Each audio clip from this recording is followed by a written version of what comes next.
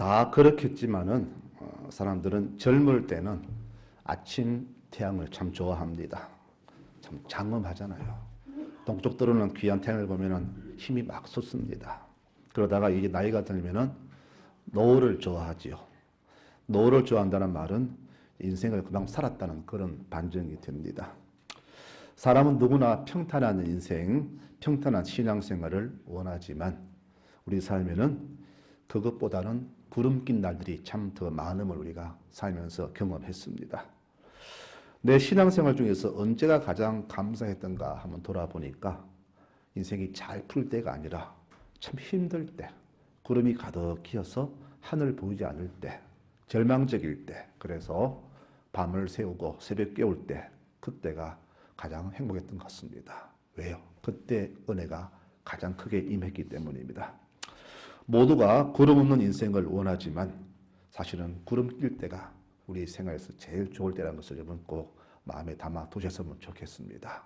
우리 구약성경 보면은 이스라엘 백성을 인도하신 분은 하나님이신데 이 하나님이 구름 기둥으로 인도하셨거든요. 그래서 우리 인생에 구름 끼는 것은 비록 하늘이 보이지 않고 우울하겠지만은 그러나 그 구름 낀 인생 속에서 주를 만날 기회가 가깝기 때문에 그때가 좋다는 것을 기억한다면 우리는 생의 고난을 기쁘고 감사하게 받아들일 수가 있을 것입니다. 지금 힘든 속에 있는 식구들 많이 계시죠. 육신의 아픔과 가정적인 환난과 여러 가지 삶의 고통이 많은데 이런 분들에게 오늘 심심한 위로와 격려를 보내드립니다. 여러분 힘내십시오. 주님께서 함께 하십니다. 이렇게 힘을 내시기 바랍니다. 자, 오늘 말씀은 오늘 서두에드린 말씀과 비슷한 맥락입니다. 이 편지를 받은 교인들의 상태가 어떤 상태였느냐? 로마의 네로 황제에 의해서 심한 핍박받을 때였습니다. 그러니까 얼마나 힘들었겠어요. 공권력으로 예수 믿는 사람 다 잡아가지고 사자밥이 되게 하고 단두대에 목을 자르고 수많은 믿는 사람들이 처형받을 때 그때였습니다.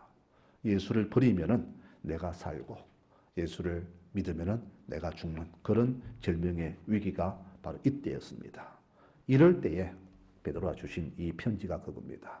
우리는 이럴 때 어떻게 신앙을 지키게 되는가 하는 것이 오늘 말씀의 핵심이 되겠습니다. 자, 오늘 말씀 읽었는데 여러분 이 말씀 속에서 우리 모두가 공통적으로 던질 질문이 있겠죠. 그것은 바로 우리는 이 환난 속에서 내가 환난 당한다면 어떻게 믿음을 지켜야 할까? 또 하나 있습니다. 언제쯤 이 고통이 끝이 날까? 이 두 가지 질문을 모두가 같이 아마 드릴 수가 있을 겁니다. 그러면 그 질문에 대한 대답은 무엇일까요? 오늘 7절 이하에서 이렇게 말씀합니다. 너희가 믿음을 지키면 그 믿음으로 인해 주님께 칭찬과 영광과 존귀를 얻게 될 것이다 라고 믿음의 결론을 우리에게 말씀해 줍니다.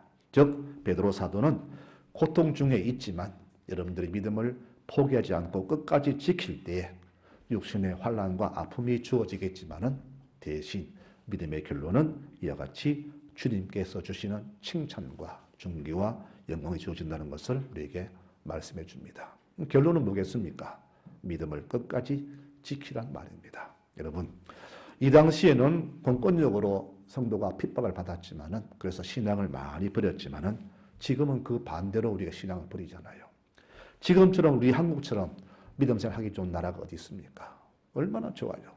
핍박이 있습니까? 어려움이 있습니까? 너무 좋은 시절이잖아요. 그런데 이상하게 지금은 우리 교회가 매우 침체기에 들어있는 것을 봅니다.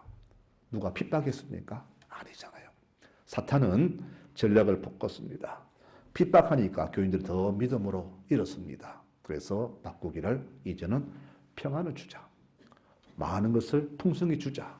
그랬더니 교인들은 어느 순간부터 냄비에 빠진 이 개구리처럼 자기 자신이 풀어지게 됩니다. 그래서 지금은 어느 때보다 좋은 시절이지만은 신앙생활을 가장 어렵게 하는 신앙을 가장 많이 버리는 시대가 바로 지금 이 시대라는 것을 우리는 분명히 기억해야 될 겁니다. 그래서 네로의 시대, 이 성경의 시대와 지금 우리가 처하고 있는 이 시대, 두 시대를 번갈아보면서 모두가 방법은 다르지만은 모두가 고난 속에 있다는 것을 우리가 유념하면서 오늘 말씀 속에서 그럼 우리는 어떻게 이 고난의 시절을 맞아들여야 할 것인가를 한번 생각해 봤으면 좋겠습니다. 오늘 베드로는 세 가지 우리에게 신앙의 숙제를 부여했는데요.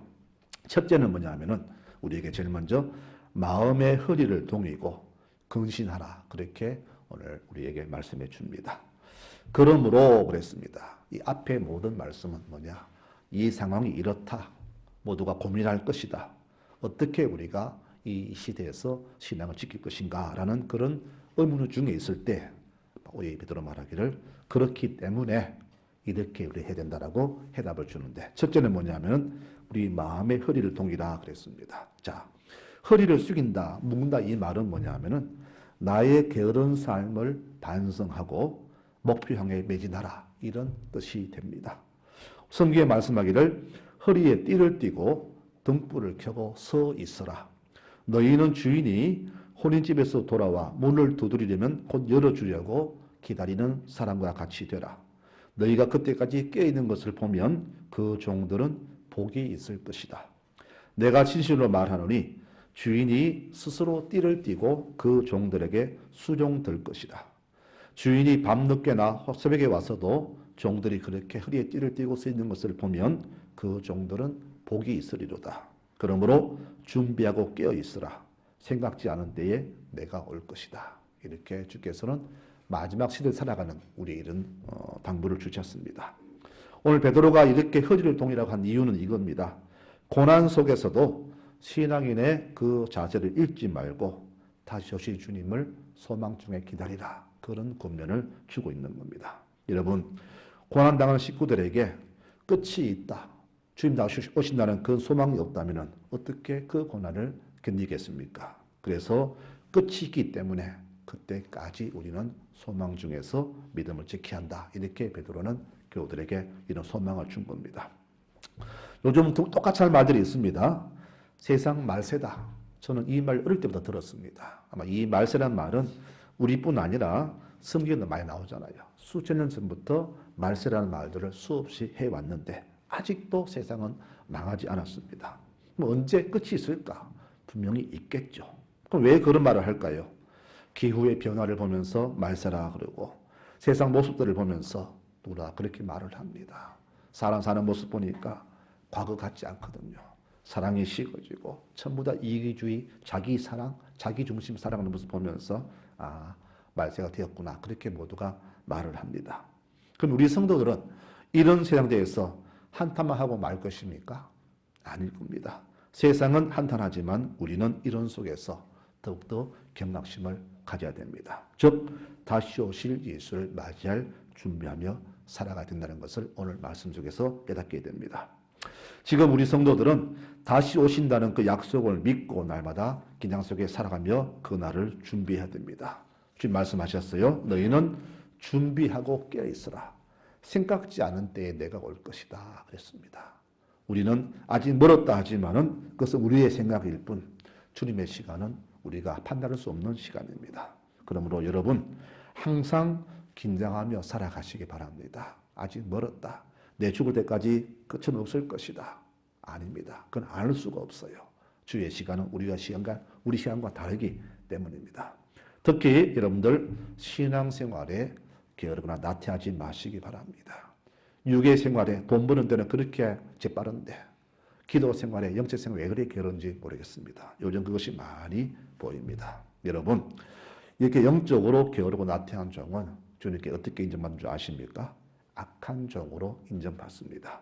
그 종은 바깥 어디 쫓겨나서 이빨 갈 정도로 고통 속에 살인다고 성경은 분명히 말씀했어요. 육신에 충실한 것처럼 내 영적 생활에도 충실하시기 바랍니다. 여러분 이것이 바로 마지막 준비하는 우리의 자세입니다. 주님은 우리가 전혀 생각지 않은 때 오신다고 하셨듯이 우리의 생명도 언제 어떻게 될지 모릅니다. 아침 출근한 사람이 곧 비부가 듣게 되고 멀쩡한 사람이 자다가 죽게 되고 언제 우리가 될지 모른다는 이야기입니다. 내가 살아있으면 회개할 기회가 주어지는데 갑자기 불러가시면 회개할 기회도 시간도 없다는 사실입니다. 그러므로 우리는 항상 내가 살아 숨쉬는 이 동안에 긴장하면서 깨어서 금년 성실하게 믿음의 삶을 살아가야 됩니다. 이것이 바로 오늘 허리를 동이라는 그 베드로의 권면이 됩니다. 성도 여러분, 주님 오시는 그날까지 여러분 우리는 그날을 알지 못하지만 항상 이렇게 검면성실하게 믿음의 삶을 살아가시는 교우들이 되시기를 축원합니다. 이것이 바로 신앙을 살아가는 우리의 자세입니다. 두 번째 자세는요, 거룩하게 살아야 됩니다. 어떤 것이 거룩한 것일까? 오늘 성경은 그렇게 말합니다. 우리가 예수를 모든 때, 예수를 몰랐을 때 살던 모습과 정반대로 사는 겁니다. 우리가 어떻게 살아왔습니까? 예수 알기 전에는 마음대로 살아왔잖아요. 남을 의식하지 않았습니다. 오직 나 중심 살았습니다. 그런데 예수를 알고부터는 그 삶을 버리고 이제는 주님 중심으로 살아가는 것. 이것이 바로 거룩한 삶입니다. 하나님은 분명히 심판하신다 그랬습니다. 그럼 그 심판의 기준은 무엇인가? 여러분 알듯이 우리의 믿음이 심판 기준입니다. 그런데 그 믿음은 사람마다 다르잖아요. 어떤 분은 이렇게 믿고 어떤 분은 저렇게 믿는데 서로 비교하면은 서로가 이단 같아. 세상 신앙 없는 것 같아. 그럼 기준은 뭔가? 여러분 그 기준은 바로 신앙의 행위로 나타납니다. 내가 믿음 생활하는데 어떻게 살았느냐? 행동을 가지고 주께서 판단하신다는 겁니다. 자, 제사장 레위인이 길을 가다가 강도 만난 사람 만났습니다. 곧 죽어갑니다. 그런데 이 두 사람은 내가 시체 만지면 안 되니까 예배 바쁘니까 먼저 가야지 하면서 그 사람을 그냥 두고 떠났습니다. 그들이 믿은 그들만의 믿음이 있습니다. 그런데 사마리아 사람은 그를 돌봐주었죠. 같은 믿음이지만 행동은 달랐습니다. 그런데 누구의 행동이 인정받았나요? 사마리아 사람이 인정을 받았잖아요. 그렇습니다. 우리가 믿음을 주장하지만은 이 믿음은 우리의 지식, 언어, 오래 경력, 그게 아닙니다. 어떻게 내가 말씀대로 살았느냐, 이것이 바로 심판의 기준이 된다는 것을 절대 잊어서는 안 될 겁니다. 사람들은 쉽게 살려고 쉬운 길을 택합니다. 그런데 우리는 구원받기 위해서 좁은 문을 걸어가잖아요. 여러분, 이 좁은 길 사는 것이 바로 거룩한 삶입니다. 그런데 교회마다 갈수록 그런 교인들을 보기가 힘든 것은 무슨 이유일까요? 많이 알고 많이 기도하고 교회에서 오래 한 것이 좋은 믿음이 결코 아닙니다. 믿음은 배운 대로 들은 대로 가르침 받은 대로 그렇게 행동하며 사는 것이 바로 좋은 믿음입니다. 모든 죽음이 다 안타깝지만은 지난 주간에 제가 두 죽음을 들었습니다. 한 사람 죽음은 그냥 우리 수명대에서 죽은 죽음이고요. 한 분의 죽음은 바로 교황의 죽음이죠. 자, 모두가 다 아는 죽음인데 전 세계가 교황의 죽음을 애도했습니다. 왜 그분 죽음을 온 세계가 그렇게 애도했을까? 이유는 한 가지입니다. 그분은 참 신앙인으로 살았기 때문입니다. 특히 그분은 소외된 자를 사랑했고 약자들을 지극히 아끼고 사랑하신 그런 분이었습니다. 항상 경건한 분이었고 육신의 욕심을 버린 그런 분이었습니다. 만일 그분이 그 교황의 권력을 가지고 재력을 모으고 권력을 탐했다면 전 세계가 그분의 죽음을 애도하지 않았을 겁니다. 그런데 그분은 세상과 단절하고 오직 믿음 안에서 주의 뜻대로 살았던 분이기에 전 세계가 그분의 죽음을 그렇게 애도한 겁니다. 그분 남긴 유산이 얼마냐 물어보았더니 $100 정도 남겼다고 합니다. 여러분, 오늘 베드로 사도가 우리에게 주시는 말씀이 있어요. 이 어려운 시대에, 신앙에 핍박받는 이 시대에 어떻게 살 것인가? 바로 두 번째는 우리는 세상과 다른 거룩한 삶을 사는 것이 맞다라고 이렇게 두 번째 권면을 줍니다. 성도 여러분, 교인이라고 다 같은 교인이 아닙니다. 양과 염소는요, 멀리서 보면 구분이 잘 안 된다고 합니다. 이스라엘은 염소도 흰 염소가 있대요. 그러니까 멀리서 보면 어느 것이 양인지 구분이 안 돼요. 즉, 교회 오면 똑같은 교인같이 보여요. 누가 진짜인지 가짜인지 모릅니다. 그런데 이 진짜 가짜는 주 앞에 서면은 분명히 구분이 되겠죠. 마태복음 24장 나오잖아요. 그분 앞에서 양과 염소가 좌우로 갈라지잖아요. 여러분, 무엇으로 양이라 염소로 하겠습니까? 바로 신앙의 행위로 그렇게 구분이 되는 겁니다. 이렇게 신앙이 다르면은 심판의 결과도 달라지겠죠. 우측의 양은 영원한 천국에, 좌측의 염소는 영원한 지옥에 떨어진다고 성경은 분명히 말씀을 하셨습니다. 오늘 베드로 사도가 간절히 고민한 말씀이 바로 그겁니다. 그 심판의 날이 우리 신앙에서 그리 멀지 않다는 겁니다. 인생에서 그리 멀지 않다는 거예요. 그러므로 인생 오래 사신 분들은 내 인생이 끝나면은 그날 다가옴을 생각하면서 날마다 하루하루를 긴장하면서 살아가야 된다는 것이 오늘 말씀의 핵심이 됩니다. 여러분, 그러므로 우리 남은 생애를 오직 참 믿음 안에서 신앙을 지키며 살아가면은 그날에 주께서 우리에게 큰 상을 주신다는 것을 기대도 좋다라고 오늘 우리에게 말씀을 줍니다. 오늘 말씀 그거잖아요. 예수 그리스도께서 나타나실 때에 너에게 주실 은혜를 온전히 바랄지어다. 여러분, 우리가 믿음으로 살 때 얼마나 큰 쌍값 주어지는지 우리는 상상할 수 없지만은 우리 진정 믿음으로 산다면은 훗날 주 앞에 섰을 때에 상상 이상의 상상을 넘는 그런 축복이 주어짐을 믿으며 살아가시길 바랍니다.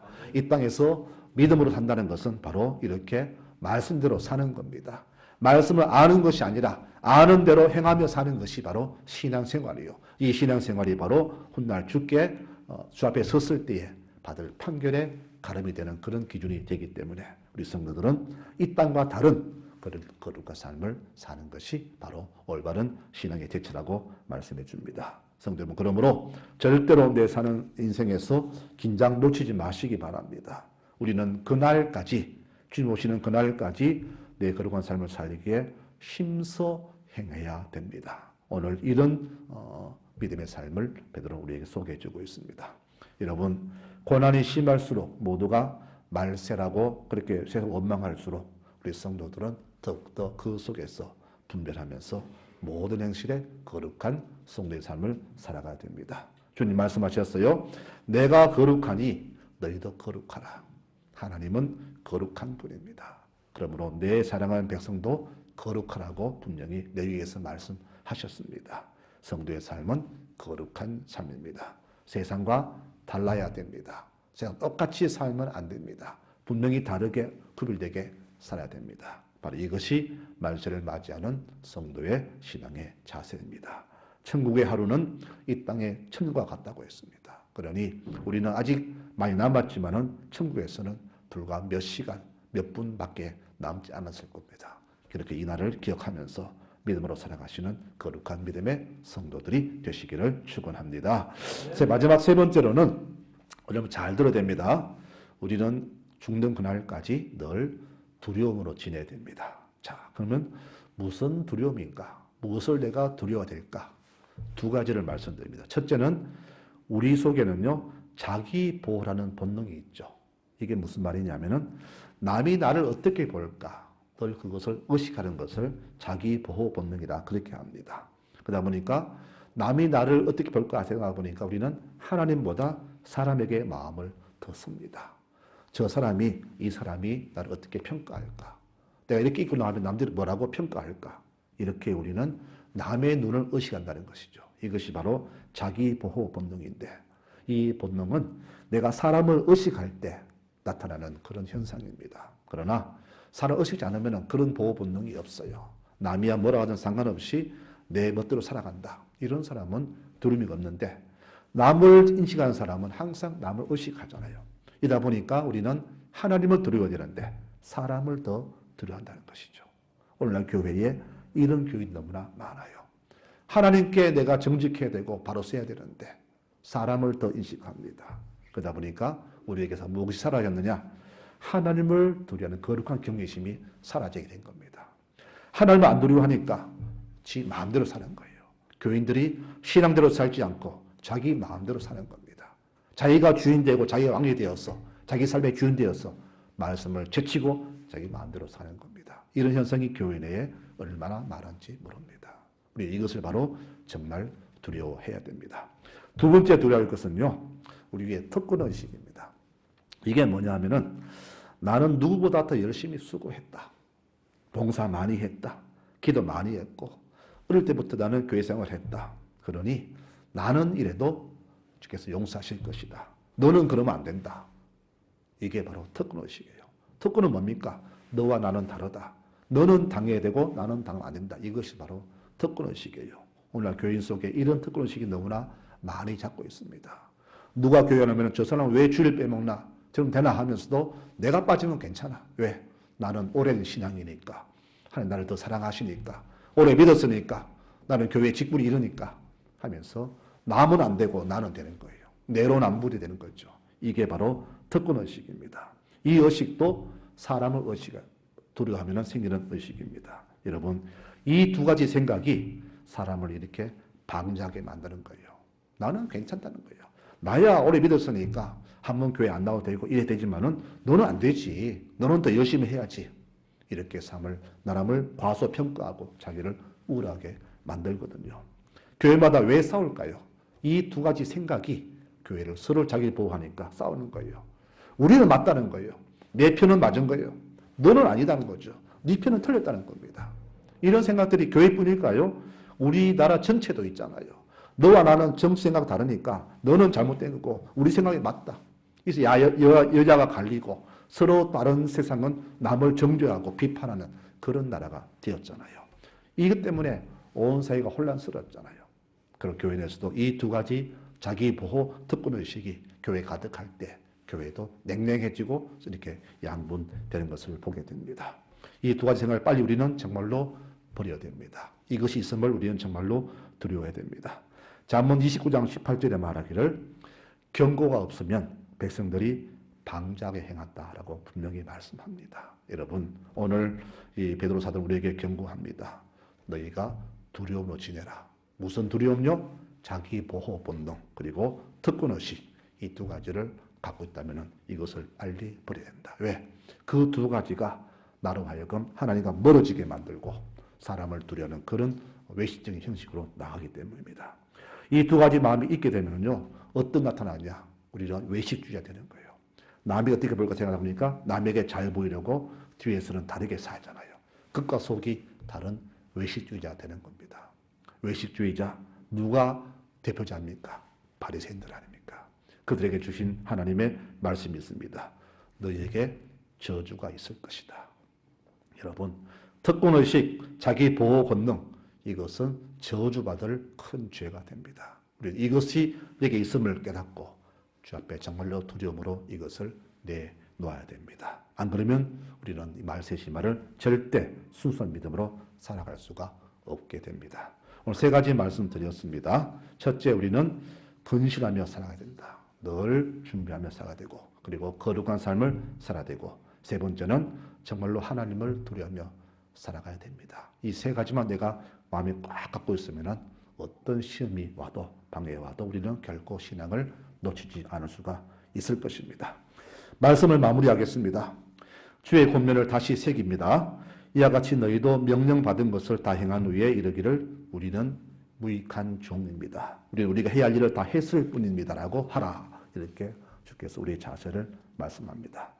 초대 임금 사울이 다윗이 이렇게 특권의식에 자기 보호 본능에 빠져서 힘든 삶을 살았습니다. 우리는 평생을 하나님만 두려워하며 살아가야 됩니다.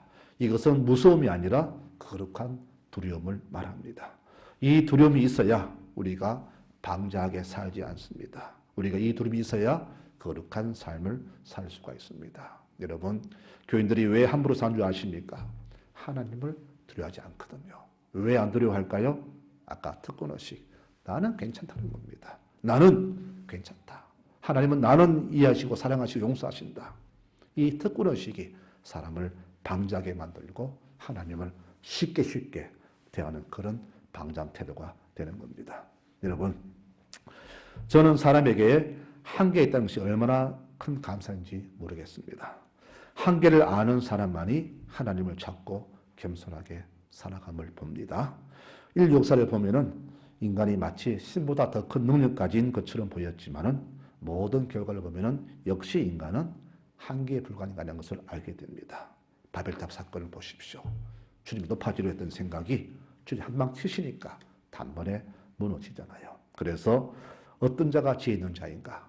나의 약함을 아는 자가 더 지혜로운 사람입니다. 여러분, 자기 한계를 깨닫기 바랍니다. 그러므로 날마다 무한한 능력 가지신 하나님께 엎드리는 그런 겸손한 자세가 우리의 자세가 되어야 합니다. 우리 인생이 늘 꽃길 같으면 얼마나 좋겠습니까? 그러나 그런 인생은 아무도 없습니다. 다 아픔도 고난도 겪으며 살아갑니다. 그리고 그 삶의 끝도 모두에게 똑같이 주어집니다. 인생에 마무리가 있다는 겁니다. 더불어 우리의 신앙생활도 끝날이 있습니다. 네, 그 끝날에 이르렀을 때 어떤 결과 주시느냐, 이것이 정말로 우리의 큰 관심사잖아요. 주 앞에 섰을 때의 그 판결, 정말 우리는 두려워야 됩니다. 또 가끔씩 저도 이렇게 생각합니다. 훗날 주 앞에 섰는데 내 생각과 다르게 너는 게으르고 악한 종이다라고 판정날 때에 어떻게 하나? 저는 정말로 두렵거든요. 지금이야 그 소리 들으면은 고치고 애쓰고 개선하면 되지만은 그때는 다시는 그런 기회가 없잖아요. 정말 두려워하며 머리가 부축 서는 것을 많이 느낍니다. 여러분, 그 끝날에 어떻게 내가 판정받을까? 우리는 항상 긴장해야 됩니다. 그래서 지금 이 삶의 자리에서 최선을 다하면서 우리는 알잖아요. 바깥 어두 쫓겨나서 이빨 가는 고통이 그에게 평생 주어졌습니다. 여러분, 우리는 그 날까지, 그때까지 정말로 신실한 성도가 되어서 믿음으로 살아가는 모두가 되었으면 참 좋겠습니다. 이 시대에 정말 지혜자는 어떤 사람이냐? 자기의 마지막을 올바로 알고 그 삶을 명확히 정하며 사는 사람이 지혜자입니다. 여호와여, 나의 일생이 얼마나 짧은지 헤아릴 수 있게 하시고 우리가 지혜로운 마음을 얻게 하소서라고 기도했던 모세의 기도가 우리의 마지막 기도가 되었으면 참 좋겠습니다. 주의 음성을 무시하는 시대, 인간의 지식과 판단이 난무하는 이 시대에 우리 성도들은 오직 하늘의 음성에 귀를 기울이고 하늘의 지혜를 받아서 마지막을 준비하는 지혜로운 성도들이 되어야 할 겁니다. 이것이 오늘 주시는 하나님의 음성입니다. 그때까지, 주님 오시는 그날까지, 내가 죽어서 주를 만나는 그날까지 여러분 신실한 성도로 살아가시기를 축원합니다. 믿음으로 사시기 바랍니다. 살아 의지하지 말고 오직 하나님만 두려워하며 살아가시는 거룩한 여러분들 되시기 바랍니다. 이것이 오늘 주시는 음성입니다. 이렇게 믿음으로 살아감으로써 훗날 주를 만났을 때 정말로 모두가 칭찬받고 인정받는 믿음의 모든 교도들 되시기를 간절히 축원합니다. 아멘.